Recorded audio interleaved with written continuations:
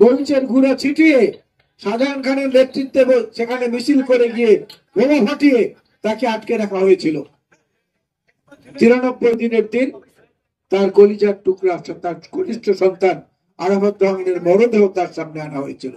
এরপরে একজন মায়ের শরীরে আর কোনো অসুখ লাগে, আর কোনো অসুস্থতা লাগে? এটাই তো সবচেয়ে বড় অসুস্থতা। স্বামীর বাড়ি থেকে উচ্ছেদ করা হলো, তারপরে গৃহবন্দী করা হলো, তারপরে তার ছোট ছেলের মরদেহ তার সামনে নিয়ে আসা হলো। টাকা উপহার দিয়েছেন আরেকটি বন্ধু দেশের আমির জিয়াউর রহমান ট্রাস্টে। সেই টাকা এক অ্যাকাউন্ট থেকে আরেক অ্যাকাউন্টে নেওয়া হয়েছে। এই জন্য এটা নাকি অপরাধ, এই জন্য তাকে সাজা দেওয়া হয়েছে। অথচ সেই টাকা বেড়ে যে যা জমা ছিল তার প্রায় 6 গুণ হয়েছে। এখন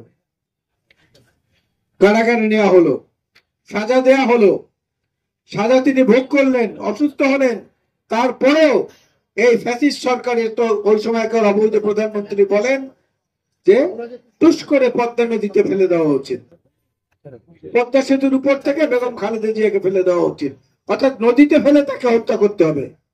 তারপরে আবার তখন বেগম খালেদা জিয়ার অসুস্থতার কথা আমরা বলি, তিনি বলেছিলেন 80 বছর বয়স হয়েছে, তো মরবেই তো, এত হাউতাস কিসে? তো এখন কে মরল? রাজনৈতিক মৃত্যু তো আপনার হয়েছে, বেগম খালেদা জিয়ার হয়নি। বরং রাজনৈতিক ভাবে তিনি বাংলাদেশের মানুষের হৃদয়ে স্থায়ী আসন গেড়ে বসে গেছেন। আল্লাহ সেই সম্মান করব। একই সঙ্গে দেশের সুস্থতার জন্য আমরা দোয়া করব। দেশের মধ্যেও কিছু কিছু অসুস্থ কর্মকাণ্ড কিন্তু আমরা দেখতে পাচ্ছি। আমরা সেনাবাহিনী প্রধানকে প্রশ্ন করতে চাই, আইএসপিআর এর পক্ষ থেকে বলা হয়েছিল 600 কতজন আশ্রয় নিয়েছে ক্যান্টনমেন্টে, তারা কোথায়? কোথায় তারা? সেনাবাহিনীর কোন লোকেরা তাদেরকে পার করে দিয়েছে? আমরা জানতে চাই কারা তারা, কিসের বিনিময়ে তারা সীমান্ত পার হয়ে গেছে? কোন কোন নেতা বস্তাভর্তি টাকা নিয়ে কোন সীমান্ত দিয়ে পার হয়েছেন, এমন কথা কিন্তু বাতাসে ভেসে বেড়ায়। আমরা সেনা প্রধানকে বলবো এই বিষয়ে বক্তব্য পরিষ্কার করতে। তারা গেল কোথায়? মাত্র কয়েকজন যারা গ্রেপ্তার হয়েছে, বাকি সন্ডা পান্ডারা কোথায় গেল? কার আশ্রয়ে গেল? কারা তাদেরকে নিরাপত্তা দিয়ে বর্ডার পার করে দিল? জাতি জানতে চায়। আর আজকে আরেকটি রাজনৈতিক দল গত 20-22 বছর ধরে কখনো লাফ দিয়ে বিএনপির কোলে ওঠে, কখনো লাফ দিয়ে আওয়ামী লীগের কোলে ওঠে, কখনো লাফ দিয়ে আবার জাতীয় পার্টির কোলে ওঠে। তারাও আজকে বড় বড় কথা বলে, আমাদেরকে সংস্কারের সবক দেয়। তারা আমাদেরকে সংস্কারের সবক দেয়। যারা 71-এ মুক্তিযুদ্ধের বিরোধিতা করেছে, তারা আমাদেরকে উপদেশ দেয়। তারা যে বড় বড় ব্যাংকগুলো দখল করে বসলো, তারা যে বড় বড় প্রতিষ্ঠানগুলো দখল করে বসলো, সেটা নিয়ে তো এত উচ্চবাচ্য নাই। আমাদের মধ্যে যারা বিপদগামী হয়েছে, তরুণ ভাইরা, কিশোর ভাইরা, যুবকরা, যারা 1700 নেতা কর্মীর বিরুদ্ধে বিএনপি সাংগঠনিক ব্যবস্থা নিয়েছে। কারণ দর্শানো নোটিশ দেওয়া হয়েছে, জাতীয় স্থায়ী কমিটির সদস্য থেকে শুরু করে সাংগঠনিক সম্পাদক পর্যন্ত পদ স্থগিত করা হয়েছে। আর কত শাস্তির ব্যবস্থা আমরা করব? বাংলাদেশ কেন, পৃথিবীর ইতিহাসে কোথাও আছে যে অত্যাচার, যে নিপীড়ন, যে নির্যাতন বিএনপির উপর থেকে গেছে?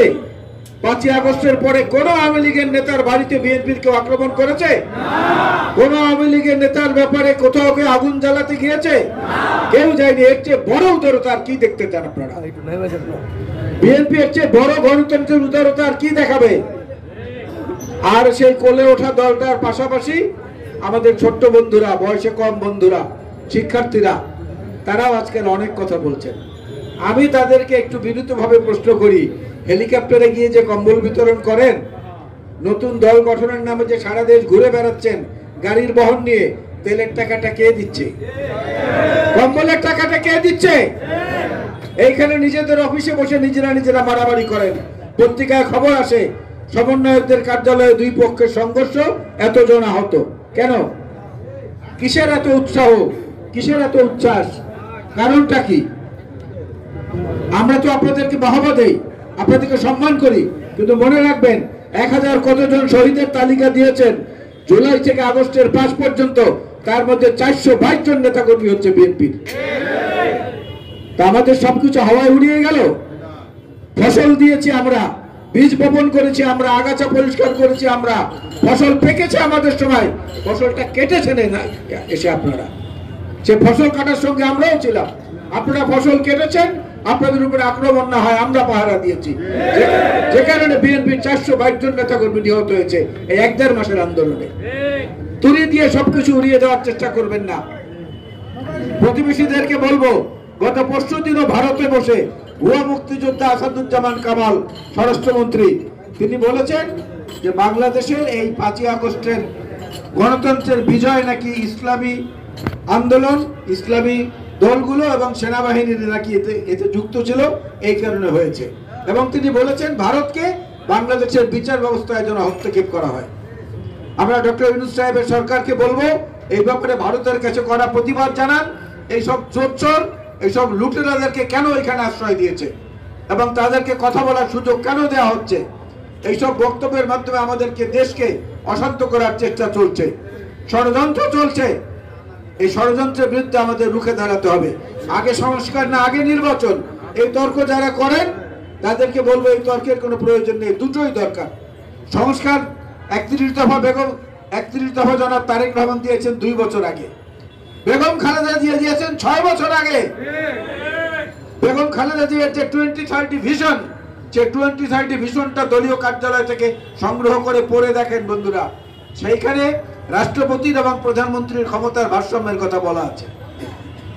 সেইখানে 2 মেয়াদের বেশি কেউ হতে পারবেন না প্রধানমন্ত্রী, ওটা লেখা আছে। সেইখানে দ্বিকক্ষ বিশিষ্ট পার্লামেন্টের কথা লেখা আছে। ওইখান থেকে এবং শহীদ জিয়া বীরুত্তমের 19 দফা থেকে 2 জায়গা থেকে নির্দেশ নিয়ে এই 31 দফা তৈরি করা হয়েছে। আমার নিজের হাতে ড্রাফট করা পরবর্তী 27 থেকে যে 31 হয়েছে, সমস্ত রাজনৈতিক দলগুলোর সঙ্গে মিটিং করে করে এই যে রিয়াজউদ্দিন নসু সাক্ষী গুলশান অফিসে বসে দিনের পর দিন, মাসের পর মাস তাদের সঙ্গে বৈঠকের পর বৈঠক করে আমরা 31 দফায় পৌঁছেছি।